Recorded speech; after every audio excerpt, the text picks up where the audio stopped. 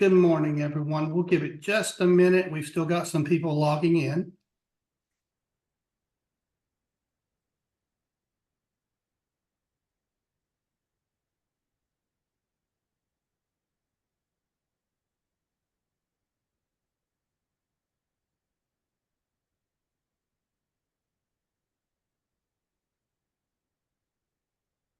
Welcome to the May Community Cafe. As you know, May is Mental Health Awareness Month, and we will be recognizing that today with two wonderful speakers.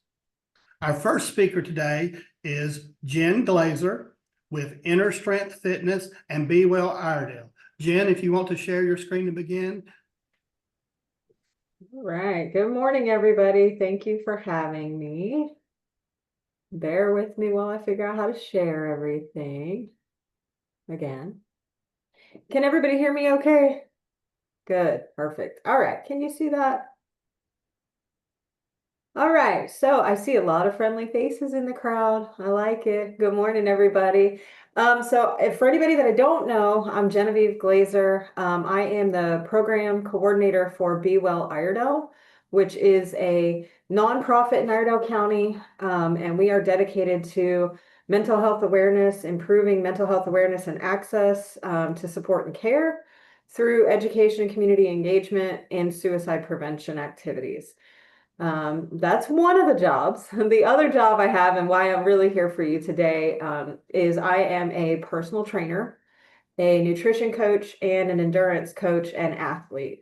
So I spend a lot of time working on mental health with my athletes, young and old, for everybody. So that's what I'm here to talk to you about today. It's going to be the physical connection between physical health and mental health. All right. Perfect. All right. So mental health and physical health are deeply interconnected. It's very important to me that I stress this with everyone that I work with. Changes in one can affect the other. Sorry, I talk with my hands a lot. Changes in one can affect the other, with mental health problems increasing the risk of physical health issues and vice versa. So, for example, mental health disorders or issues that someone's going through can lead to stress, which can lead to metabolic changes, which we all know can lead to weight gain or weight loss. And on the other side of that, physical health problems, especially chronic disease, they can increase a risk for someone to experience mental health conditions like depression, like anxiety, social isolation, things like that. There's a lot of things that hinder people from accessing and receiving mental health services.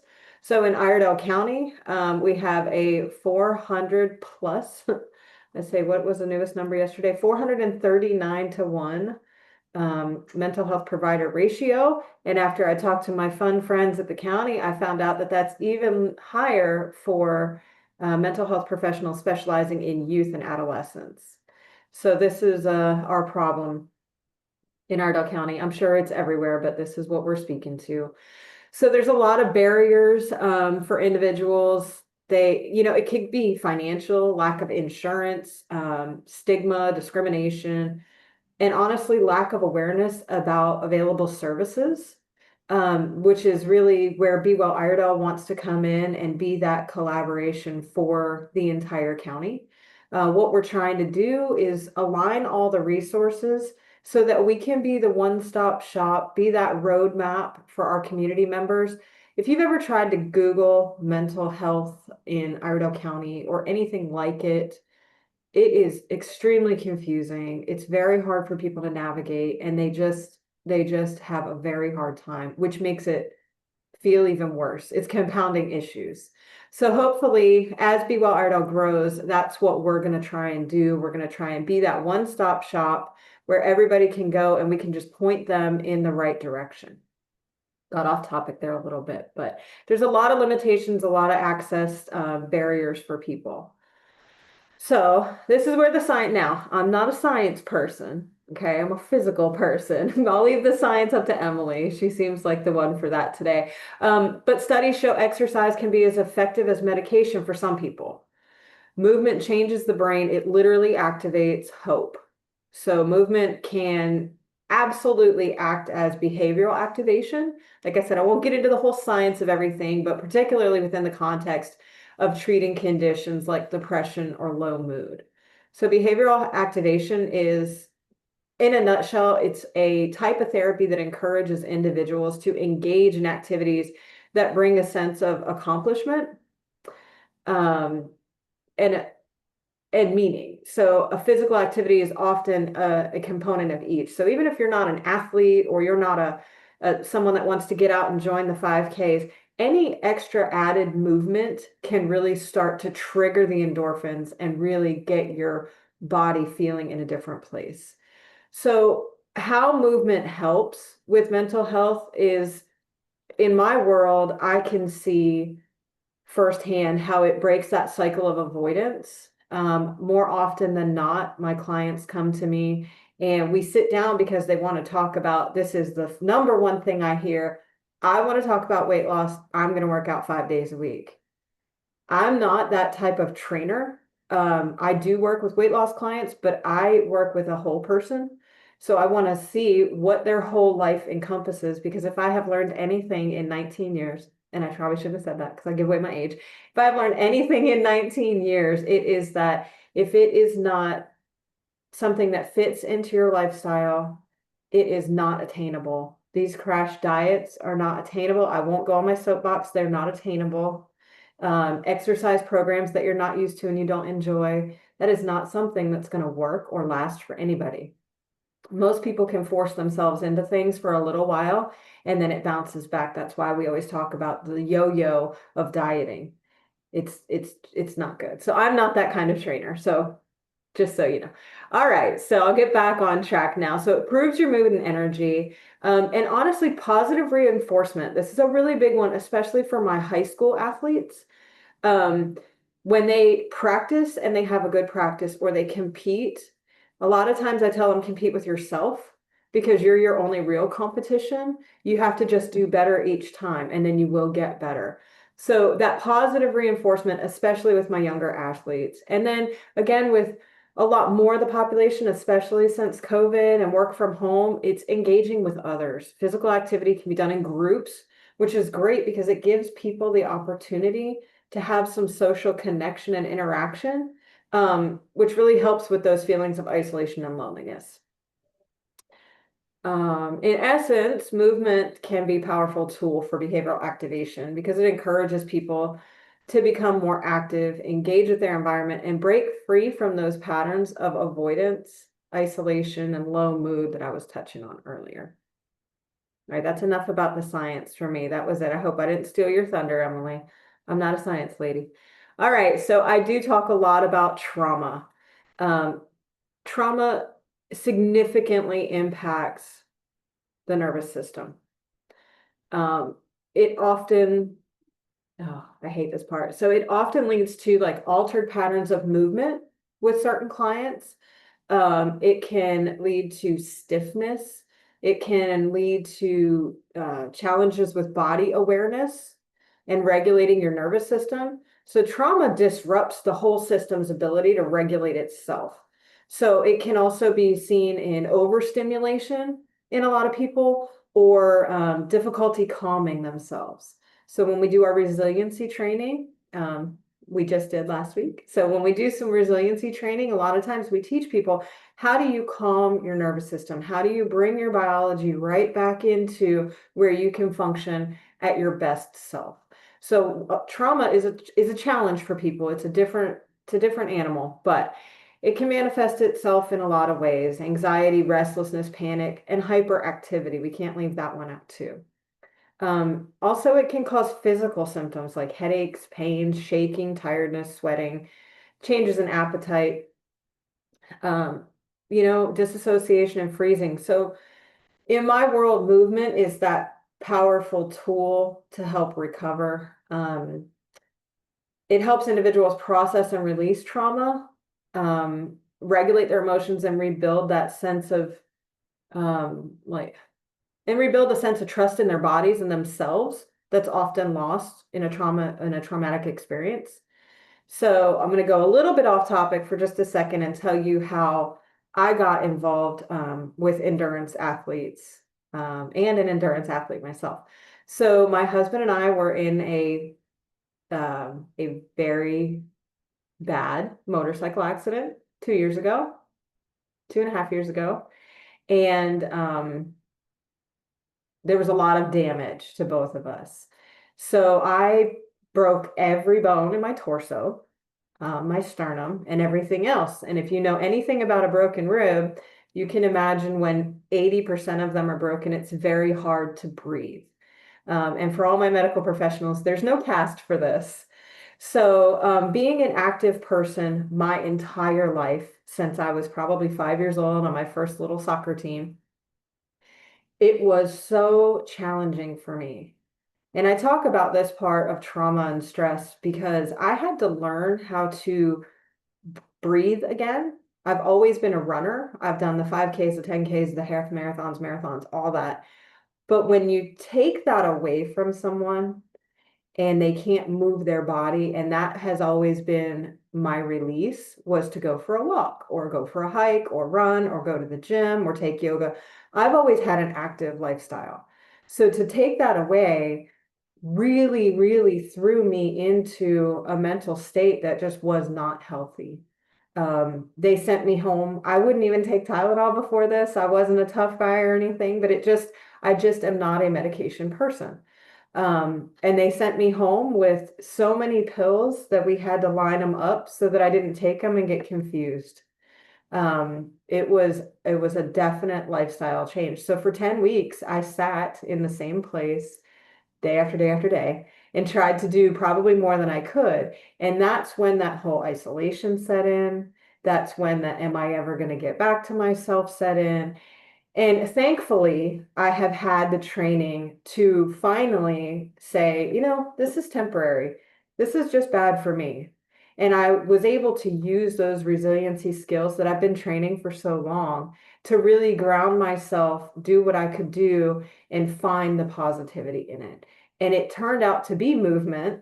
It was just a far different kind of movement than I had ever been able or ever experienced before.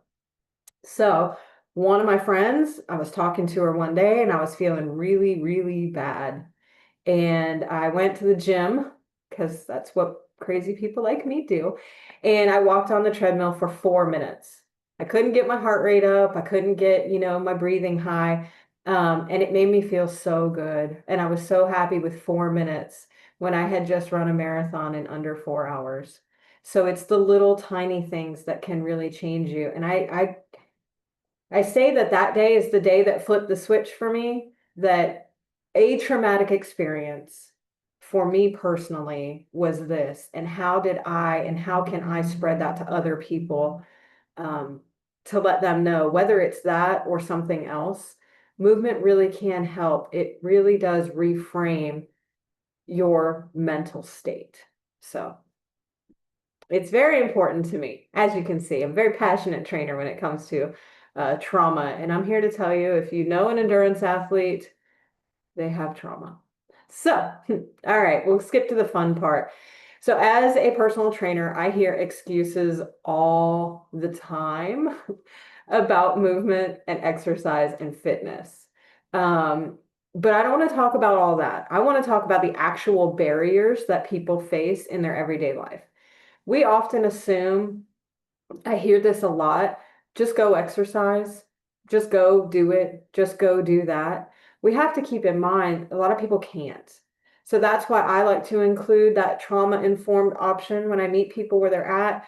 When I go into their consultations with them, I try to make sure that they know that mental health is a component of my personal training. So barriers to movement can be categorized into physical, social, and psychological and environmental factors. So it can make it difficult to engage in physical activity. Lack of time is one I hear a lot. I'm not going to jump on board with that one. Lack of energy. No access, I hear this a lot. For the past few years, myself and other trainers in my company have made a point to work with the Parks and Rec associations in the county to offer free body weight, fitness, and yoga boot camps in the parks. In Liberty Park, we do one in spring for 16 weeks and one in fall. Obviously we missed last year.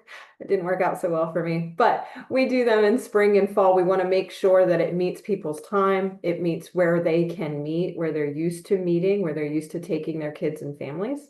So access is a problem across the board for people, cost, stigma, all of that. And trauma. I said that before. Trauma is a big one. It's not just because you want to move. Sometimes you just can't move. So the things that people need to keep in mind is it has to be manageable. I said that way at the very beginning. It has to be manageable for people. If it's not manageable, it won't stick. It's got to be fun. You can't force yourself to do something you hate to do. I've had many conversations with my runners and said, do you enjoy running? Or do you just want to do it for reasons X, Y, and Z? If you don't enjoy it, let's find an activity that you do enjoy. Why force it? And then, a lot of times that helps people to get a workout buddy. Consistency is the key. So to get more people moving, we have to focus on making that physical activities enjoyable and accessible. I always encourage social activities like walking with friends or joining a group. I always tell people to incorporate movement into their daily life. So walk to your meeting, walk to lunch if you can, go for a walk on your lunch break. I used to tell everyone that I worked with every 55 minutes, you've got to get up and walk somewhere. You've got to go at least say hi to someone. So start slowly and increase your activity as you find what you like to do. It can be anything. It can be anything at all. Wait, did I say that one? Is that the one? Yes. Dancing, playing with kids, walking. This is all good things that we can incorporate. So some studies, this one really got me. Studies have shown that 25% of Americans currently sit for more than 8 hours a day. That's 1 in 4 of us. I can only see 4 of you on the screen right now, but that means 1 in 4 of us sit for 8 hours a day. And nearly 45% of adults, US adults, report not engaging in any moderate or physical activity in a week. That's so sad for me. This lack of movement is associated with poorer health outcomes all the way across the board. So there are ways to engage. So there's aerobic training, walking, running, swimming, things like that. Resistance training, bands. You can buy a bag of bands at Target or Walmart for probably less than $15. Flexibility is a really big one, especially for my older adults. I like to do flexibility and mobility to really strengthen that connective tissue. And then functional fitness like Tai Chi. So regular physical activity straight across the board can help you think, you learn, your judgment skills, everything. It can improve your sleep. It can do all the goodies. I don't read my slides, but you see it all up there. It can do everything. So what are ideas for you, your organizations, your community, whatever group you're in? What are some ideas? What can we do? First and foremost, I want to tell you, please be the encourager. If you don't take anything else from me today, please be the one that says, if we do one extra thing a day, we can really change our health landscape and we can really improve our health. So for a lot of offices, workplaces that I go, we started a walking group at lunch. So twice a week during lunch, they go on a 10-minute walk. Sometimes it's just around the building. Sometimes it's not. 2-3 times a week. For another office, we set up a steps competition.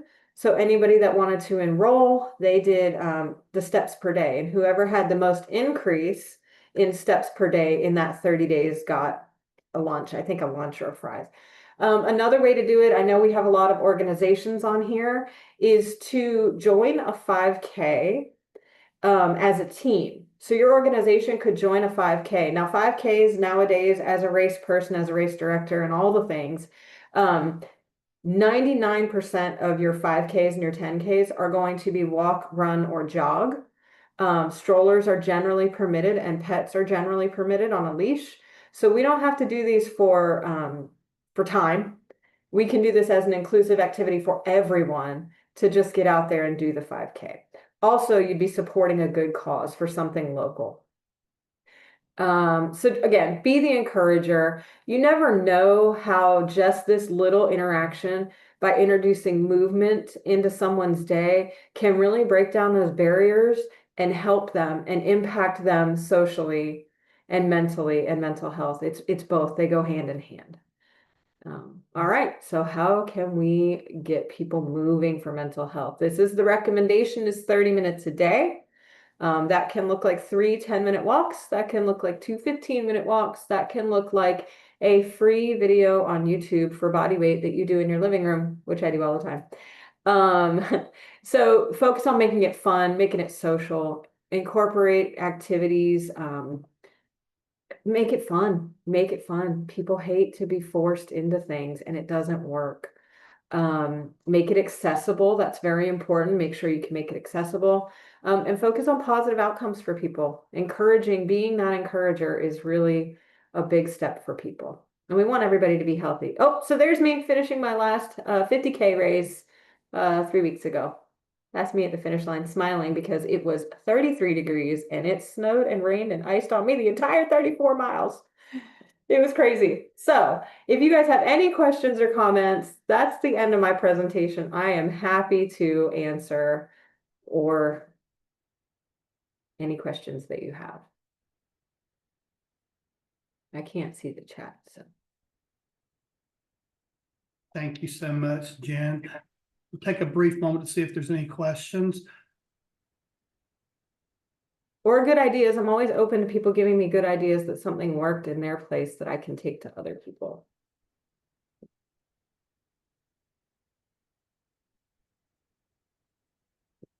Jen's going to stay on for a while, but I know she has to leave earlier. But so if you've got questions, please put them in the chat box and we'll try to get back to her.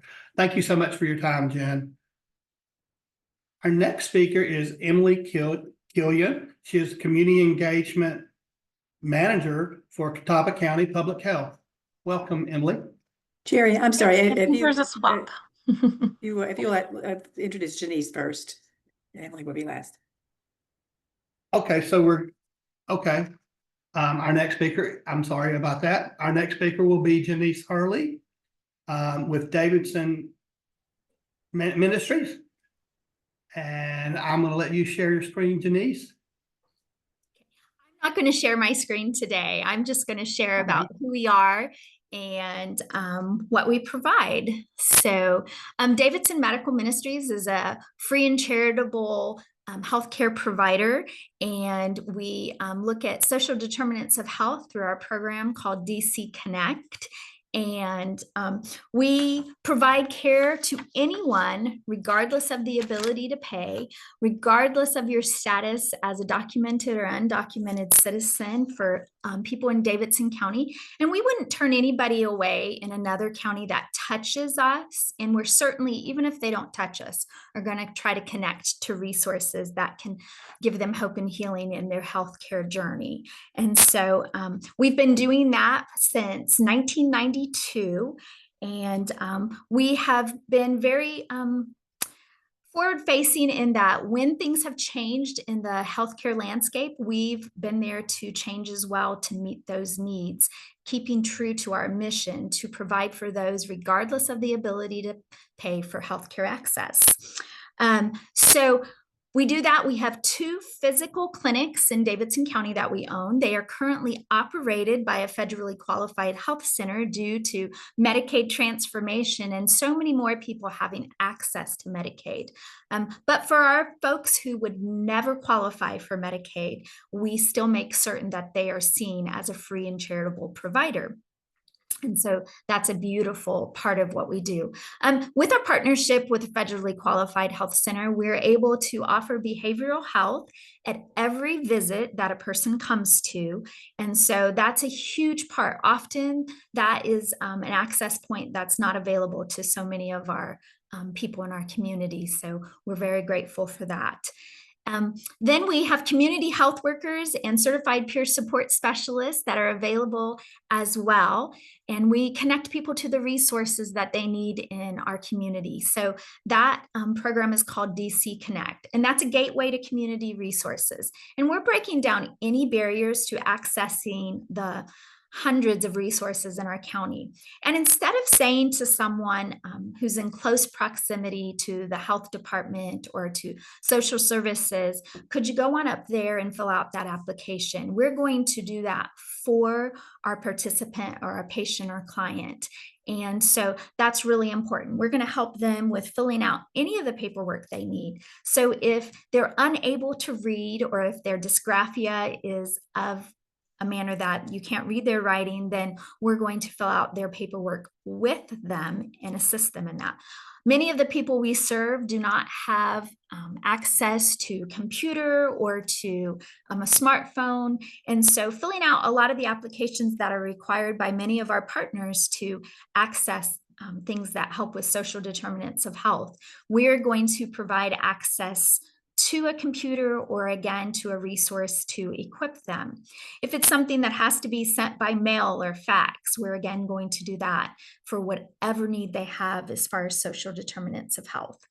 We offer medication assistance because we believe that if you see a medical provider and you're not able to get the medicines that they've asked for you to get, then it's kind of a catch-22. It's not really beneficial to see that provider without being able to do the next steps. So we provide medication assistance programs, and there are a variety of resources there that we access for our patients and clients.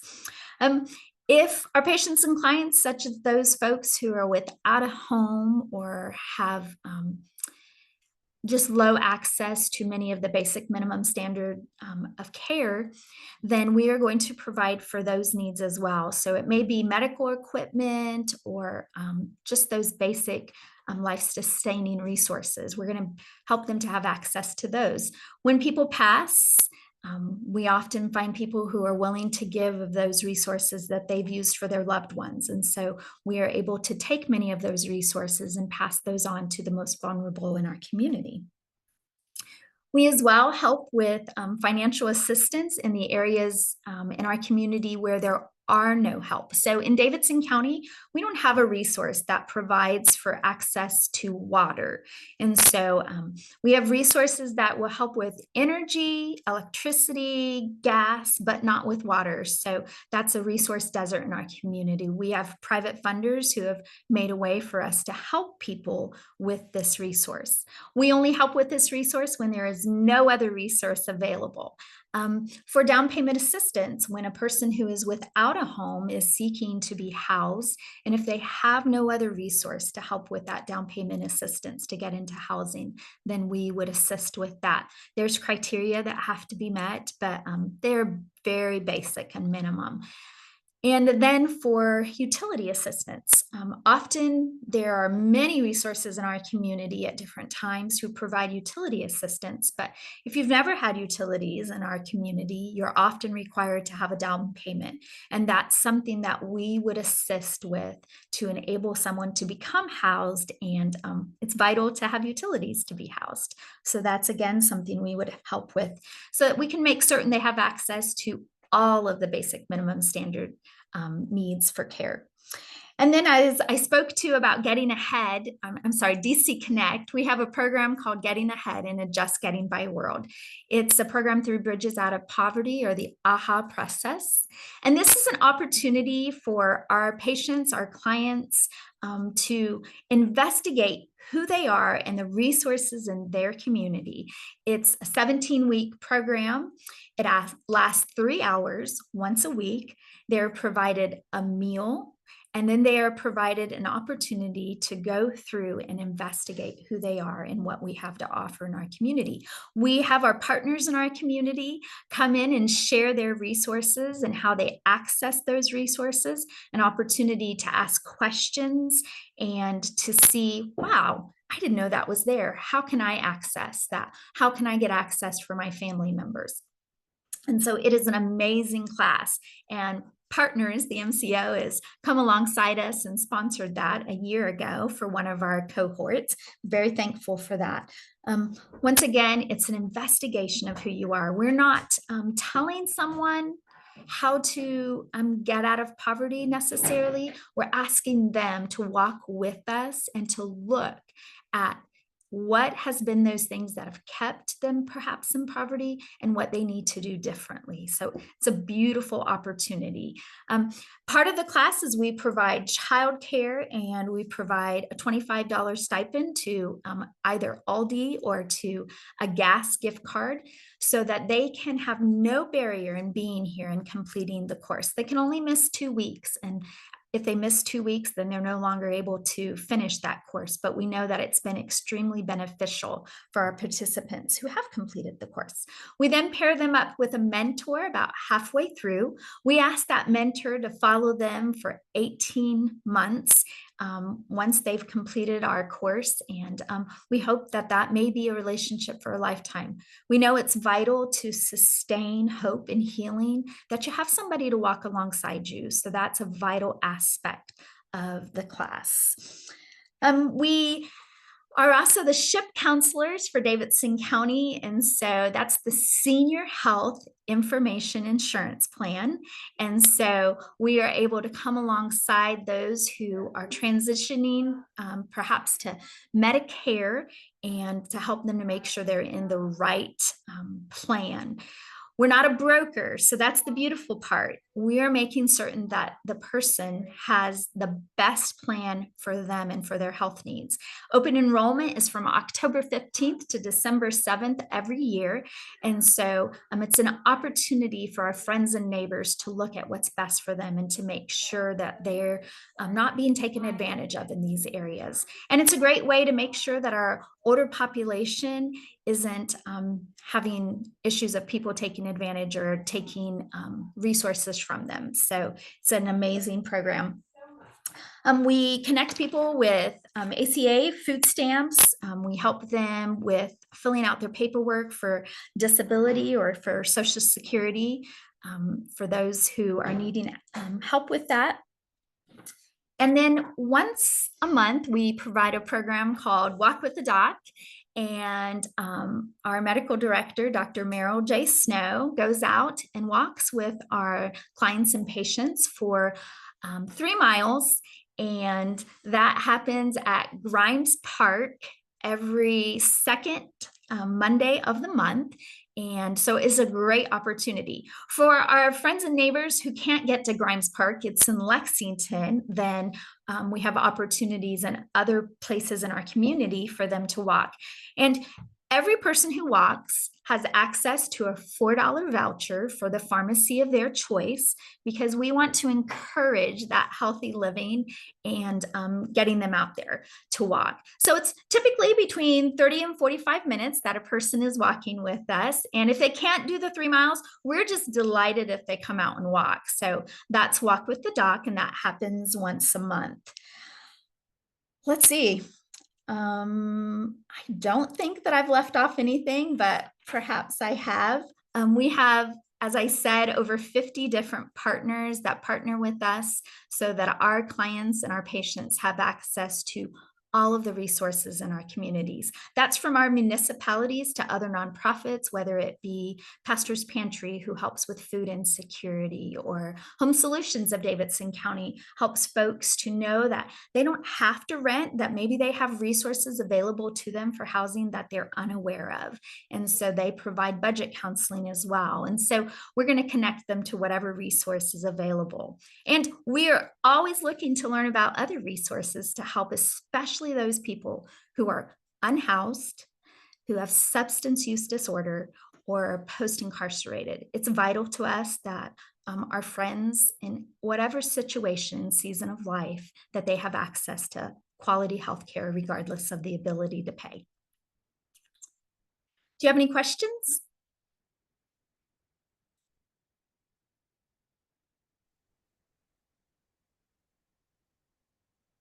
Thank you so much, Janice, You're for welcome. coming on and helping. Are you able to stay around, or do you need to step away? I have about 3 minutes. I'm so sorry. Not a problem. We know how that goes. Thank you so much for your presentation. We greatly appreciate it. Thank you, and thank you for having us. Thank you. And my apologies for the snafu with timing. We have to move on the fly sometimes with our community cafes. Sometimes people have to jump on late and we find out. So apologies for that. Our final speaker today is Emily Killian. She is the Community Engagement Manager with Catawba County Public Health. Emily, I know you have a slide deck if you want to share that. Sure. Thank you for having me. I hope that I'm getting this up here right. We'll give it a second. Uh-oh. Can you see the slides or do you see my background image? The slides are great. Okay, good. Because otherwise you're gonna see my dog. So, all right. So I am here to talk about the connection between physical and mental health. Um, so to do that, I want to do a little bit of level setting, um, and get everybody started with understanding kind of three parts of the work that public health does. So we released our 2023 Community Health Assessment. That's also known as a CHA. So if you hear me say CHA, that is what I'm referring to. We released that in early 2024. And then after that's complete, we put together a community health improvement plan that's called a CHIP. And then in the interim years in between those CHAs, we do what's called a State of the County Health Report, or SOCH. So if you hear me say CHA, CHIP, or SOCH, that is what we are referring to. And in case you actually want to look at those later, we do have them on our Catawba County Public Health webpage. So I've got a screenshot of that. But basically, to get to it, on the left-hand side, there's a section that says Administrative and Reports. You click on that, and then you click on Community Health Data, and it will give you links to both. So that is there.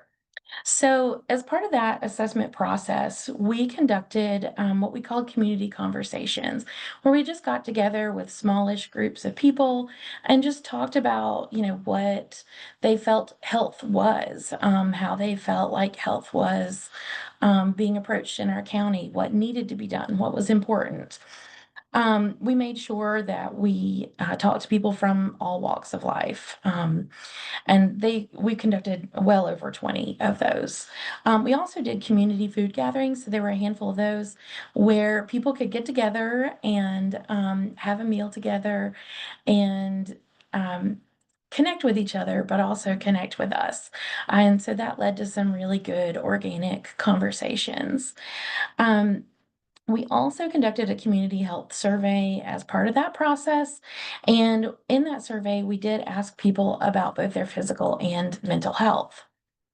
All of this did, fortunately, happen to coincide with the publication of the U.S. Surgeon General's 2023 advisory on the epidemic of loneliness and isolation and the healing effects of social connection and community. So that's like a big mouthful.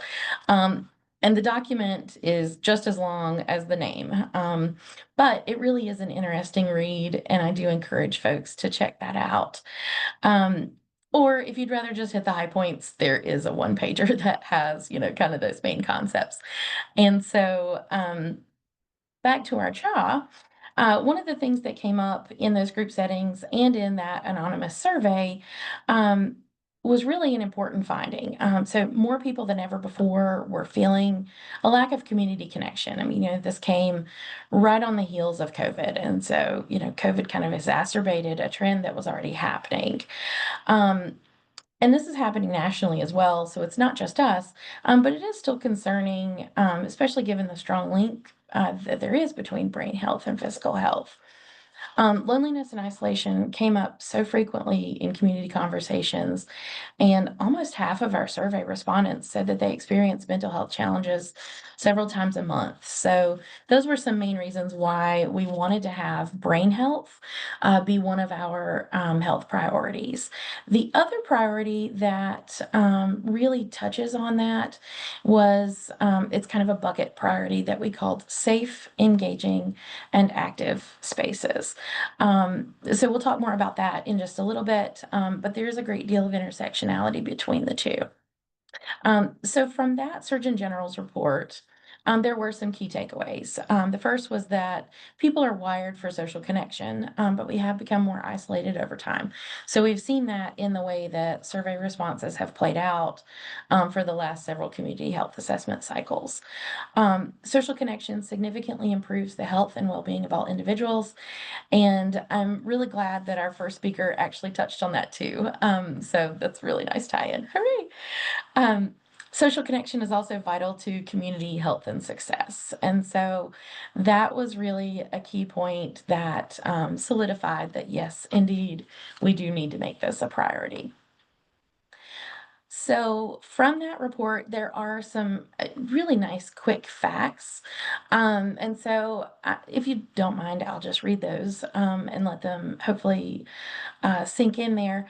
But living in isolation reduces our chances of survival, and social isolation increases the risk for premature mortality by 29%. So that is a significant difference. Poor social relationships, social isolation, and loneliness can increase your risk of heart disease by 29% and risk of stroke by 32%. So, if we think about how many people are having heart disease and strokes, some of that is really linked to kind of their social condition.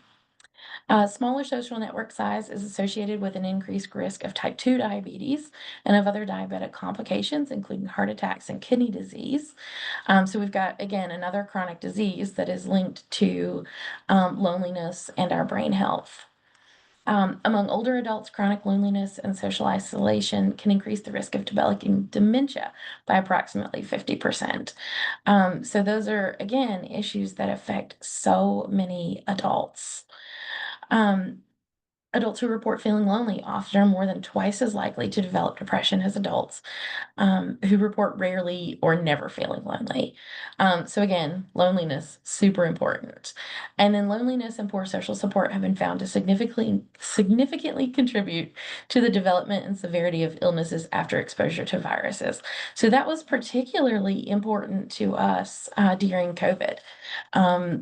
So it was interesting to really see that connection there. On the flip side, there are a lot of positives to social connectedness. So it's all about framing. So when we're framing it as that social disconnect, there are all these issues. When we're framing it as social connectedness, there are benefits. And so social support from friends and family is associated with improved hypertension and diabetes management.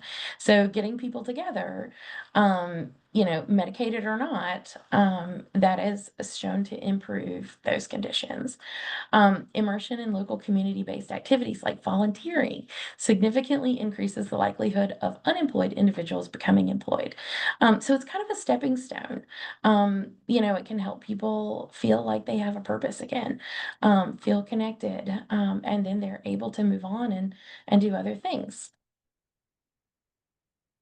So then the other positives, being more socially connected can improve stress response and minimize negative health effects of stress.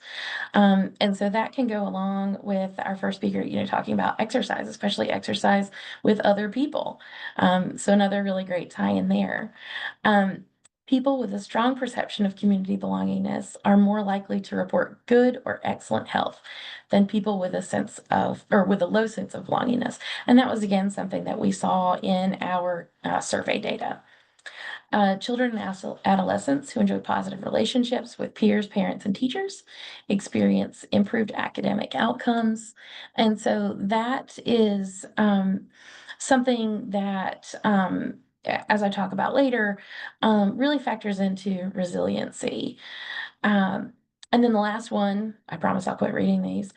Social isolation or even the perception of isolation can increase inflammation in the body to the same degree as physical inactivity. So, it's almost like you can't have one without the other when it comes to that holistic kind of approach to health. So, all of these things do have a disproportionate impact on certain populations. seniors are the ones that we immediately start thinking about. But we also really need to consider other groups. So, especially people that live alone, single parents, they're experiencing loneliness at an extremely high rate. People that have been victims of domestic violence, people that experience discrimination, folks that are on that kind of other list. So all of those folks have struggles that, are really disproportionate to the majority of the population. So this social connection, it really has linkages with our biology, our psychology, and our behaviors. So those are where our overlaps with mental health kind of start coming into play. So with our stress hormones, we've already talked about inflammation, gene expression, and then from a psychological standpoint, people have a better sense of meaning or purpose when they're connected. Less stress, more of a sense of safety. They're more resilient, and they're more hopeful. And then from a behavior standpoint, there's the physical activity, nutrition, sleep, smoking. All of those are the things that we really associate with chronic health conditions or preventing chronic health conditions. And so those were what are in our outcomes. Um, then I think the big question now is, okay, well, we know all these things, so how do we fix it? And there really is not, just some magic bullet. That doesn't exist. But there are some things that can be done. And so as we developed our community health improvement plan, that CHIP, we wove a response to social isolation into two of our main strategies that I've touched on already. So the first is brain health. And then the second was safe, engaging, and active spaces. So for that one, if you think about physical activity and also places that bring people together, like libraries, parks, and trails. So those are all included in that bucket. We also felt like arts in general are a connector, and really it makes sense. So they bring artists and people together who, enjoy or are moved by the artwork. Sometimes artwork can evoke feelings and help people move past things. It brings participants together. So if you're taking a class together, you're getting that community, and you're also able to talk about things, which is important. Um, they pull together people from all walks of life. So you get this really rich view of community, which helps feeling connected. Um, then, arts doesn't have to be, some big fancy at the museum kind of thing. It could be something as simple as a book club or a craft circle, a class on making sourdough, wood carving, camera clubs, all kinds of things. So, we think about the arts as, kind of a, something where everybody can find a place. Then another example of really great community connectors are libraries. So they tend to have things like children's reading time. So you're getting kids together, you're getting parents together, especially single parents. They can go and they can network with each other and build a support network. Adult STEM classes, those have become really popular with one of our libraries. So we love those. Visiting writers, all of those things factor into connectedness. Cities and towns are getting with it. Those summertime concerts and festivals, they really are a way for people to meet each other and to have a good time together. Um, then the other big connector that we really advocate for, again, is volunteering. So it's a connector. So it connects both the people who are being served, the people who are serving, and then the two groups together. Um, you know, it, it builds a really great sense of self. And so that's really something that can help people thrive is becoming more active in their community through volunteerism. So, I know that I've touched on that work group before, so our C's work group. We're also doing within public health, in partnership with our local communities, is something called community mobility assessments. Um, that term is not very accessible. People don't know what that means. So we decided to call them walk your block events. And so with those, we were able to convene. Sorry, my phone is ringing. Um, didn't anticipate that. Sorry. Um, so we were able to convene a group of community leaders, community residents, and we did that in a community where there is a lot more marginalization. There's a lot more poverty. A place where there's a level of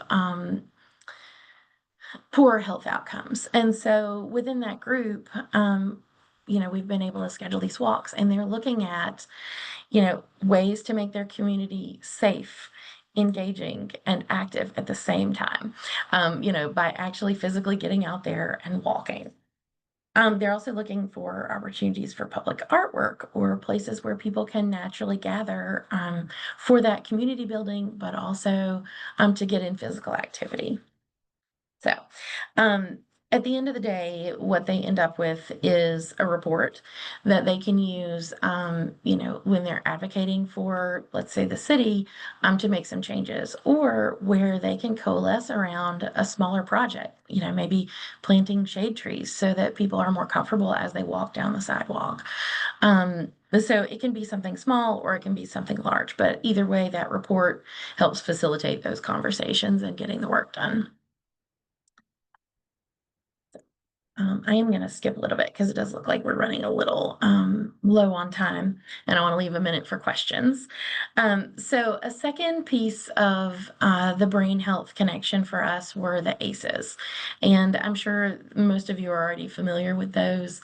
But they really are more likely to happen in certain groups, and those certain groups do tend to be in certain places, and there is typically a generational linkage as well. So, with those, there's a whole host of poor outcomes, both on the social level, and in the mental health, field. So, I'll move on from those. I do think one thing that's worth pointing out is that 61% of adults had at least one ACE, and 1 in 6 had 4 or more ACEs. And that is, I mean, even a lot of us here today, just looking at the numbers, it's 5 or 6 of us. So then our big question again is, well, what can be done? And so that's where resilience work comes into play. And I think probably most of you are familiar with that, but what we were able to do here at Catawba County Public Health is we brought in a group that was able to do some training, and that was the Center for Trauma Resilient Communities. And so that training was for people, just anybody who was interested. And so that builds resilience on an individual level, but also on a community level. So we were really excited to play that part. Public health, we are not an expert in mental health. That is not our lane, but we can be supportive of it, and we can offer up what resources we have. And so that's kind of where we fit into that. The other resource that we have been able to bring in is actually an online platform for mental wellness. And the platform is called Credible Mind. It is free. It is accessible to anybody. They do not have to create an account. As long as you've got an internet connection, you can use it. For people who do choose to register, so that's optional, they can save their progress toward goals. They can set their own goals. They can take an assessment that helps them set goals.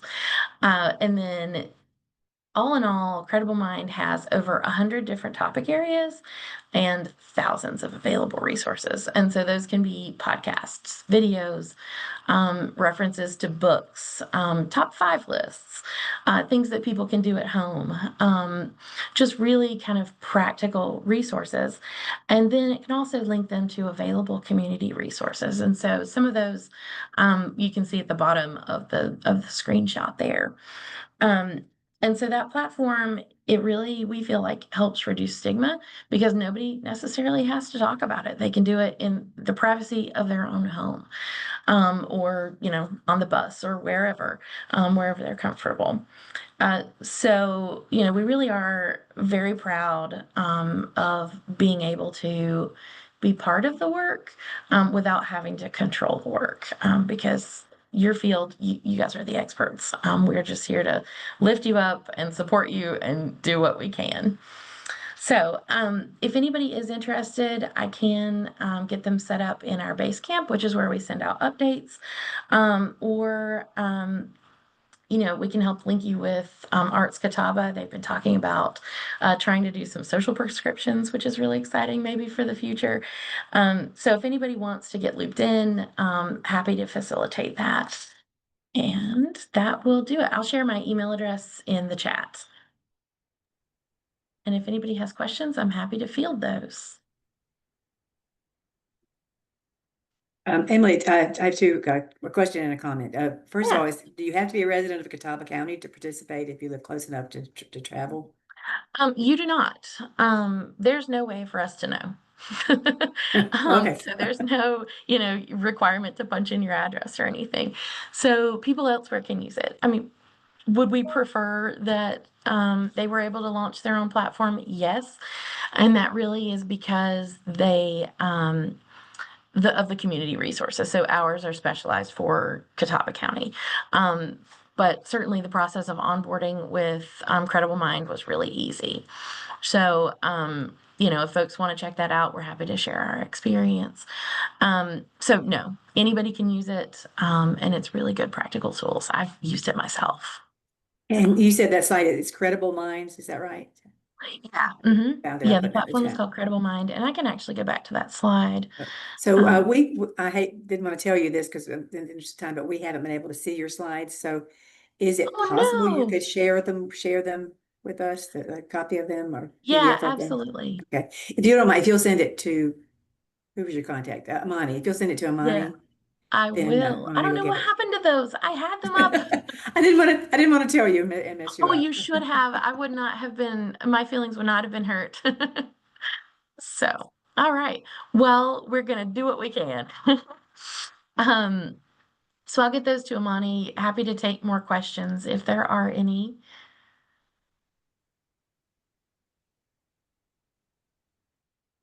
Great. Sounds like there are none. Thank you so much, Emily, for joining us today. And thank you all for joining us. And a special thank you to each of our speakers today. I'm going to hand it off to Amani to talk about next month. Thank you, Jerry. And again, thank you to all of our incredible speakers. Our next Partners Health Management Community Cafe will be held June 25th at 10 a.m. and our topic will be Alzheimer's and caregivers. And I actually will be sending it in the chat. You can see it now. If you would like to register, the link is there for you to register. Thank you all and have a great day. Thanks, everyone.